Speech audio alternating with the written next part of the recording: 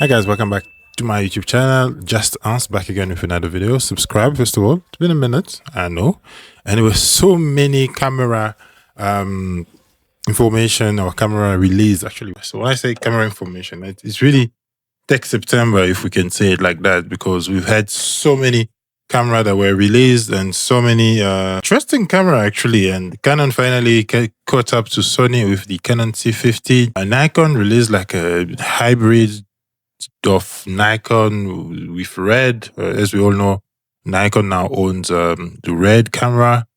And they're still pretty much, Sony actually is also rumored to be releasing a new camera. So there are so many things that coming up and really to look forward to. But what I'm probably going to be talking a lot about now is the Canon. Canon is finally, should I say, interesting again, because I did not expect them to release that camera. I did not expect them to compete at that price, and especially to put open gates in the camera like that. They pretty much didn't hold back, right, with the camera itself. It looks like a really good proposition. And that is for the very first time, me tempted to get a Canon back again and to get back into Canon.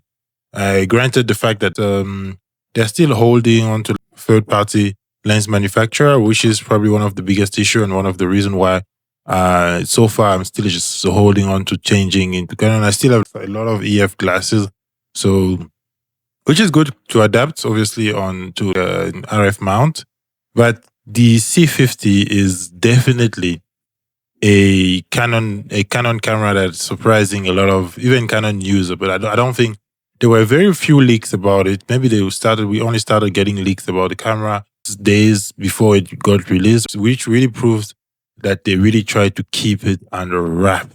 And surprisingly, this time around, I feel like they've given it to quite a lot more creators than before, but mostly creators that are affiliated to the Canon.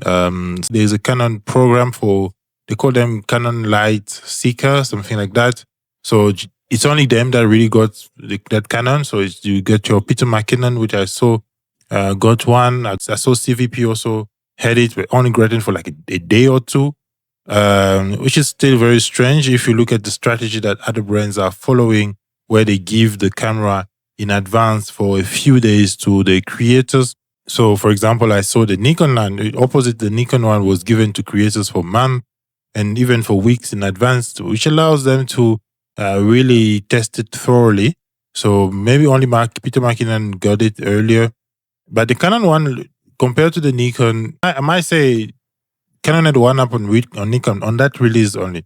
But knowing Nikon and the fact that they've acquired Red, I wouldn't be surprised if they come up with another camera as well. Maybe that one is just a teaser. And one thing that I really like about that Nikon ZR is the screen. And I think from now on, probably they've shown to all the camera manufacturer how you should make a screen for a camera, because that screen doesn't require you even to have an external monitor, because it's really big, it's really bright, get up to 1000 nits, I think, according to what the people that have it has said.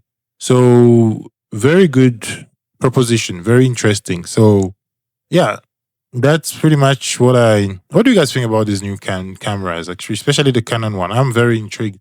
So to be honest, I'm actually happy that Canon released a new camera to compete against Sony.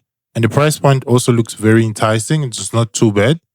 Granted, it's 3,000. The Nikon one is a way better price point, and Nikon Z mount is apparently easier to adapt because it has a very short flange distance. I've seen a lot of people using Sony glasses on that Nikon Z mount, and it looks very native because the flange distance is so short and the adapter literally just like very tiny.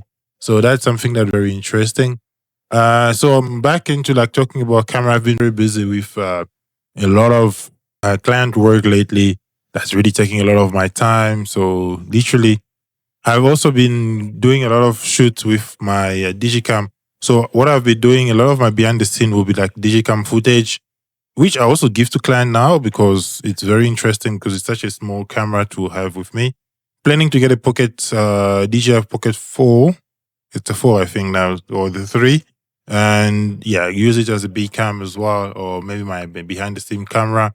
We also got momentarily an XT30, which is also a camera that we're using for behind the scene as well. So hopefully I'll have a lot more behind the scene stuff to put up and talk about the shoots and stuff like that. Doing a lot more video work as well, which is always interesting.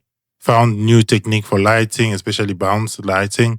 So like you see now, my light is looking very soft on me. So don't know why I haven't been doing this for a long time instead of putting myself, cooking myself under one light. So I'm bouncing light now, and it looks really, really good.